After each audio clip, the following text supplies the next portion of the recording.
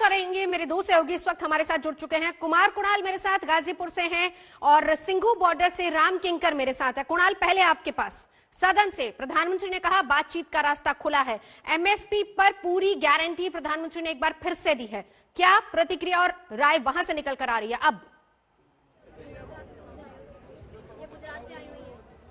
देखिए नवजोत, जिस तरीके से प्रधानमंत्री का भाषण हुआ है राज्यसभा में और किसान बिलों को लेकर खास तौर पर बहुत सारी बातें कही। हम सीधे किसानों से सवाल पूछ लेते हैं। कह रहे हैं एमएसपी रहेगा, प्रधानमंत्री एमएसपी था, है और रहेगा। दूसरी बात कर रहे हैं कि आप आंदोलन खत्म कीजिए, सुधार की गुंजाइश है, सुधार की जाएगी। फिर भी आपका आंदोलन क्यों? आंदोलन पहले 11-12 वार्ता हो गई, हम तो बैठे ही है यहाँ 75 बज रहे हैं। आज बात सामने तो आवे, कोई बहुत अच्छा कह रहे हैं प्रधानमंत्री, तो जैसे मन की बात 50 बार उन्होंने कही है।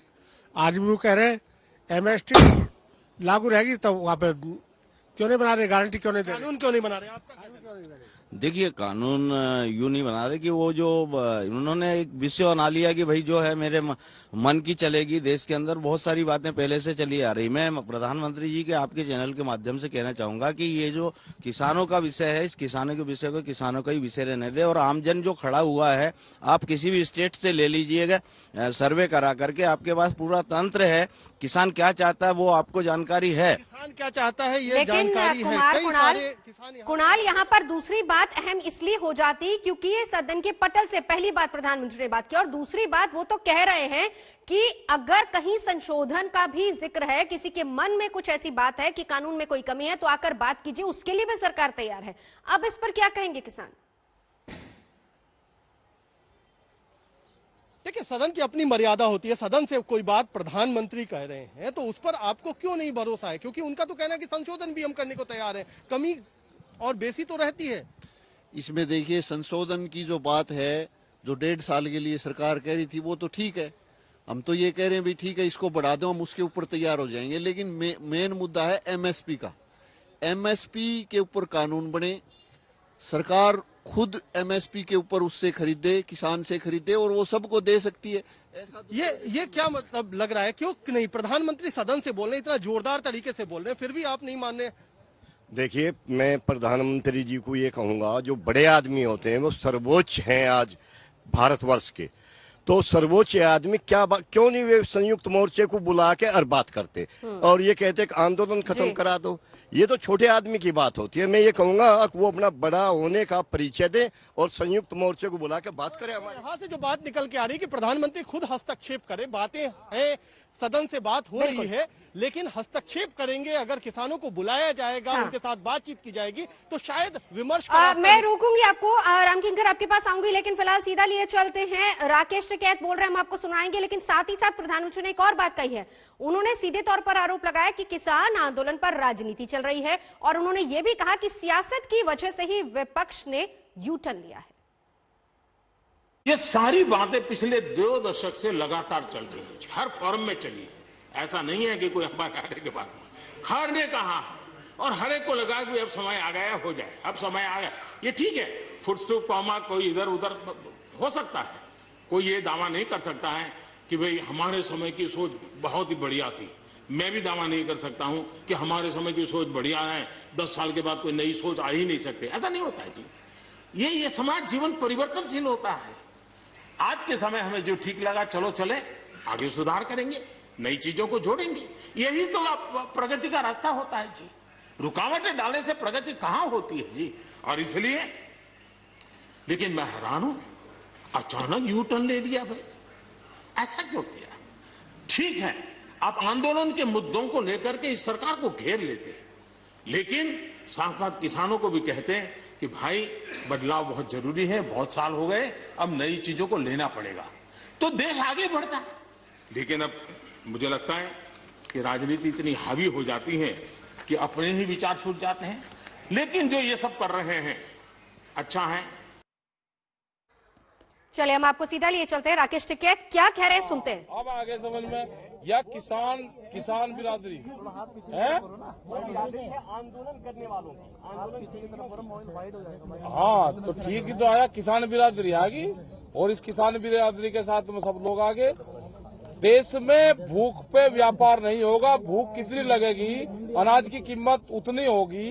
देश में भूख से व्यापार करने वालों को बाहर निकाला जाएगा। जिस तरह से फ्लाइट के टिकट एक ही दिन में 4 बार उनके टिकट के रेट ऊपर नीचे होते हैं, इसी तरह से अनाज की कीमतें किस आदमी को किस टाइम पे कितनी भूख लगेगी, उसकी कीमत देश में अनाज की कीमत भूख पे तय नहीं होगी। दूध की भी ये पॉलिसी लेकर आ रहे हैं। बाहर से दूध बहुत निर्यात हो रहा है। देश का किसान जो दूध का उत्पादन करने वाला है वो मर गया पूर्ण रूप से। लागत ज्यादा है और दूध में जो बिकता है वो कम रेट पे बिकता है। पानी से सस्ता देश में दूध बिक रहा। आज भी ग्रामीण उसमें 22 से लगा के और 28 रुपए किलो तक का दूध बिकता है। इससे खर्चा नहीं चलता, उसका भी एक रेट फिक्स हो। लेकिन एक उदाहरण उन्होंने जमीन से जोड़ते हुए कहा है कि आप लोग कह रहे हैं जमीन चली जाएगी कॉन्ट्रैक्ट फार्मिंग में, जबकि पशु नहीं जाता है। उनका ये जोड़ते हुए कहना है इस चीज को। पशु की बहुत संख्या घट गई है देश में। टर्की जैसे देश के हालात होंगे, दूध बाहर से निर्यात होगा, पशु में कटान में जाएंगे, जमीनें बर्बाद होगी। पशु नहीं होगा तो जमीन नहीं रहेगी। तो पूर्ण रूप से ये है कि जो टर्की के हालात है वो यहाँ पे नहीं होने देंगे। वहाँ पे आज एक भी पशु नहीं है। प्रधानमंत्री जी को अपील करनी चाहिए, प्रधानमंत्री जी को अपील करनी चाहिए। जिस तरह से गैस के सिलेंडर पे जनता से अपील करी कि सब्सिडी छोड़ने की, अब प्रधानमंत्री को अपील करनी चाहिए कि जो सांसद हैं, जो विधायक है, जो MP हैं, जो वो पेंशन ले रहे हैं, वो कितने लोग पेंशन छोड़ देंगे। हमारे नौजवानों को पेंशन नहीं है और मेंबर पार्लियामेंट और इनको पेंशन है। तो एक अपील प्रधानमंत्री जी उनके लिए भी कर दें कि जो विधायक MP पेंशन छोड़ दे, उसका धन्यवाद करेगा ये मोर्चा। वे बातचीत करना चाहते हैं तो हमारा मोर्चा बात करेगा, हमारी कमेटी बात करेगी। हमारे पंच भी वही है और हमारा मंच भी वही है। दर्शनपाल ने ये कहा है कि हरियाणा गवर्नमेंट जो फार्मर्स की गवर्नमेंट है, अब उसका वक्त आ गया, वो गवर्नमेंट को NDA से निकालना चाहिए।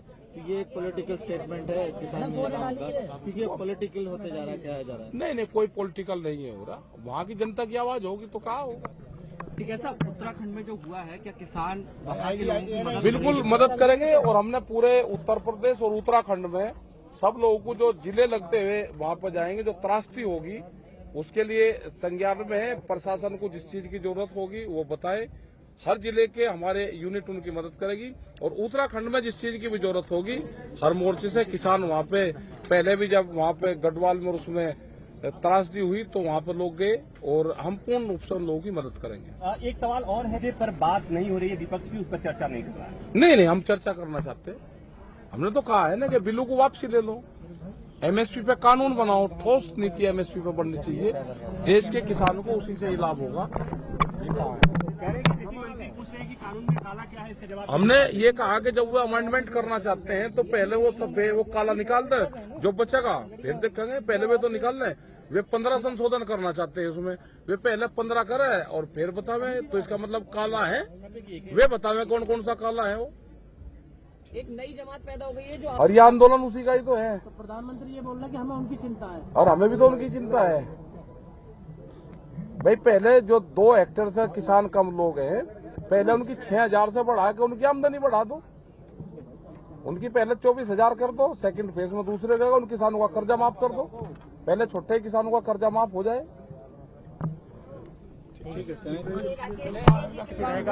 हम कह रहे हैं कि MSP है, उसके साथ में एक चीज और जोड़ेगा, MSP पे कानून बनेगा। कानून बनना चाहिए।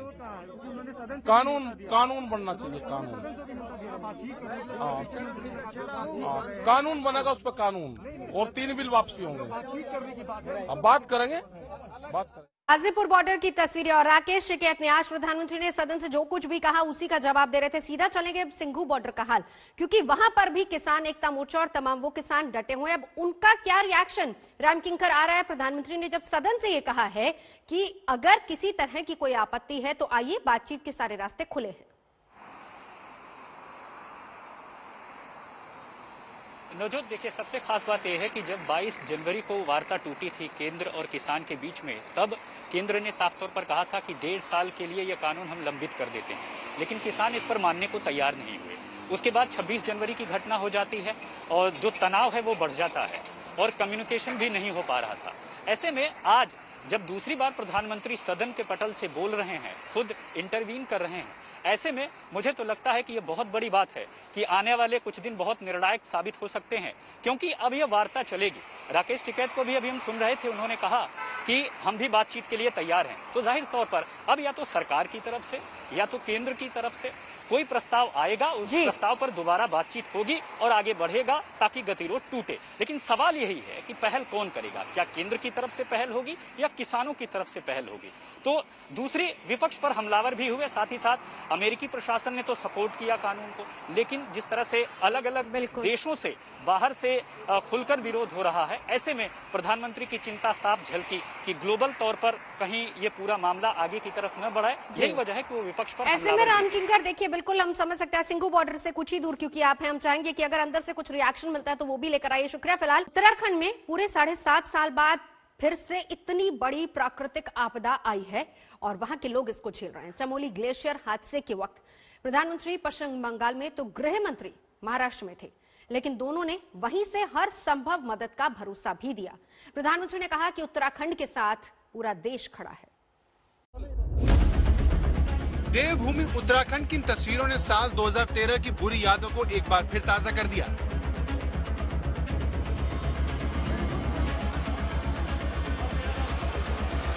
हम आपको हादसे वाली जगह यानी चमोली जिले के रेणी गांव की तस्वीरें दिखा रहे हैं, जिसका इलाका ग्लेशियर फटने के बाद देखते ही देखते डूब गया।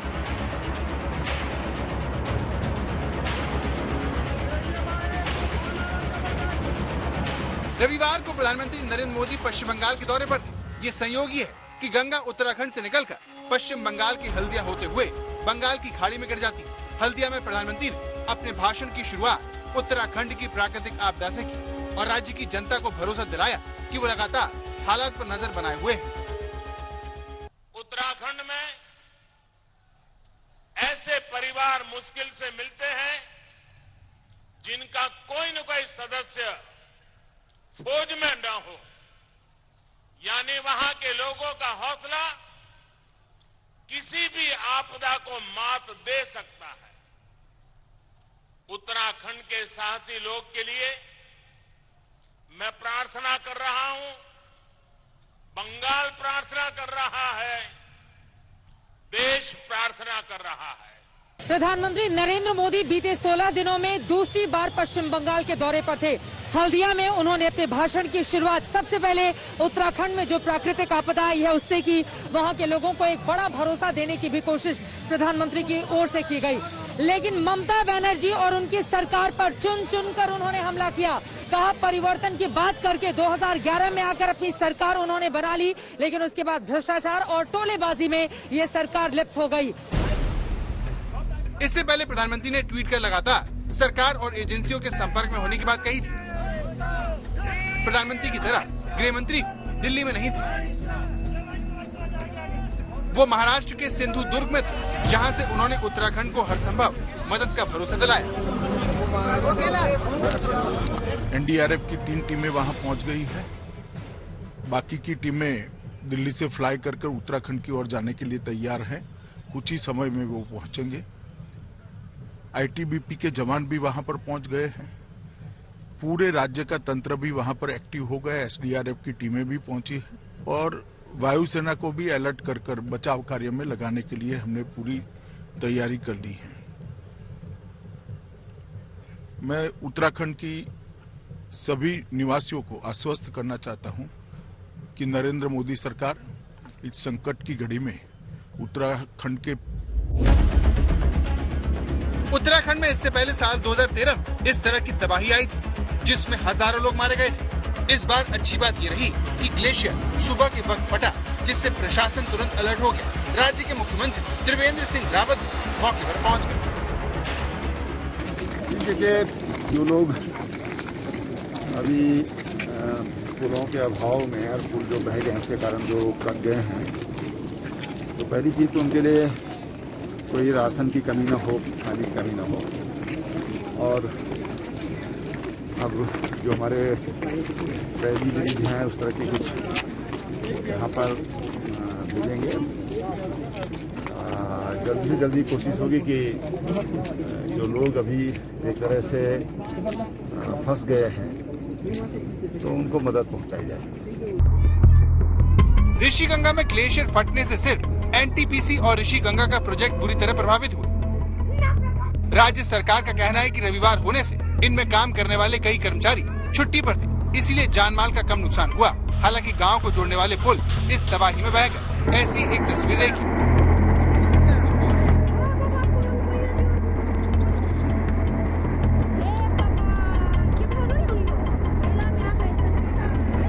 पुल टूटने के बाद कई इलाके पूरी तरह से कट गए, जहां पर खाने पीने के जरूरी सामान की दिक्कत हो सकती है, जिसे देखते हुए कांग्रेस के पूर्व अध्यक्ष राहुल गांधी ने अपने कार्यकर्ताओं से मदद की अपील की है। चमोली में ग्लेशियर फटने से बाढ़ त्रासदी बेहद दुखद है। मेरी संवेदनाएं उत्तराखंड की जनता के साथ है। राज्य सरकार सभी पीड़ितों को तुरंत सहायता दे।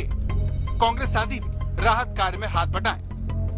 उत्तराखंड में तबाही के बाद केंद्र और राज्य सरकार की पहली प्राथमिकता लोगों की जान बचाना है, नुकसान के दायरे को कम करना है।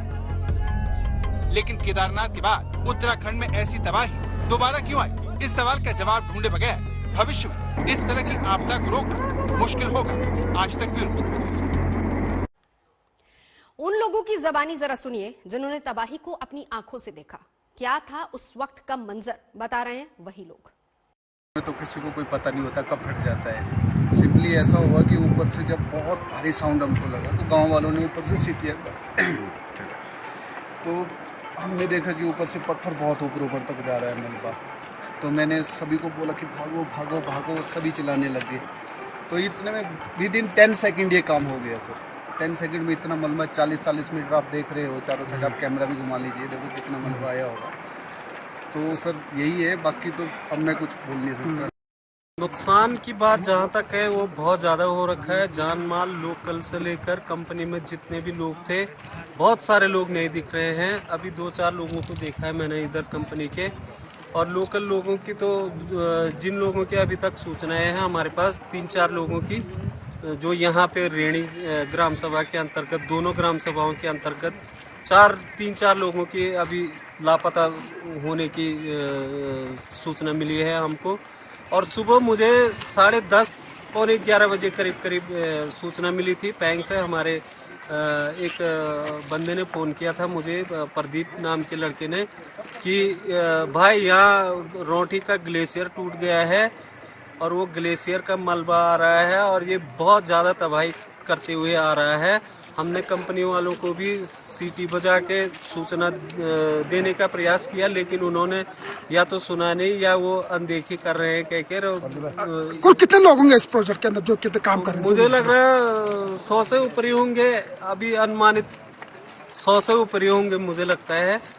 और बहुत ज़्यादा भयावह स्थिति है यहाँ पर, लोग डरे हुए हैं। अभी तो यहाँ के गांव वाले बहुत ऊंचाई पे चले गए हैं, उधर के गांव वाले भी उधर ऊपरी उसमें रोड में चले गए हैं और काफ़ी डरावना स्थिति है यहाँ पे। आज सुबह पानी भर गया था 10-10:30 बजे, और आईटीबी की टीम ने हमको 2 या 3-4 घंटे में बाहर निकाल दिया और हमको अपने साथ रेस्क्यू करके और आईटीबी हॉस्पिटल में भर्ती किया हुआ है। आज हमारी कंपनी में जो आपदा आई थी और आईटीबीपी जोशीमठ ने रेस्क्यू करके हमें बचाया है और अपना हॉस्पिटल में ले आए हैं और अच्छी तरह से ट्रीटमेंट कर रहे हैं। आईटीबीपी फोर्स ने हमारे को रेस्क्यू करके बड़ी मुश्किल से हमें निकाला और उसके बाद अभी आईटीबीपी कैंप जोशीमठ में मुझे तो हमारा इलाज चल रहा है। आज जो आपदा आई उसमें आईटीबीपी की टीम ने हमें बचाया और वहाँ से हमें रेस्क्यू करके ये अपने चिकित्सालय में लेके आए, यहाँ पे हमारी देखभाल करी। आईटीबी की टीम आई, उन्होंने हमें निकाला और सब सही है। हम आईटीबी वाले ने हमको निकाला बड़ी मुश्किल से और यहाँ हमारी इलाज हो रही है ठीक ठाक और सब ठीक है। हमको हमारे को सब तबीयत ठीक ही है, अब कोई दिक्कत नहीं है। रेस्क्यू टीम हमारे आईटीबीपी जय जवान जय भगवान आईटीबीपी को संपन्न रखे, सुखी रखे। उन्होंने हमको रेस्क्यू करके बचाए एक एक करके। अब ठाणे में फंस गया इसी के टाइम में आईटीबीपी रेस्क्यू टीम आके हमारे को बचा दिया।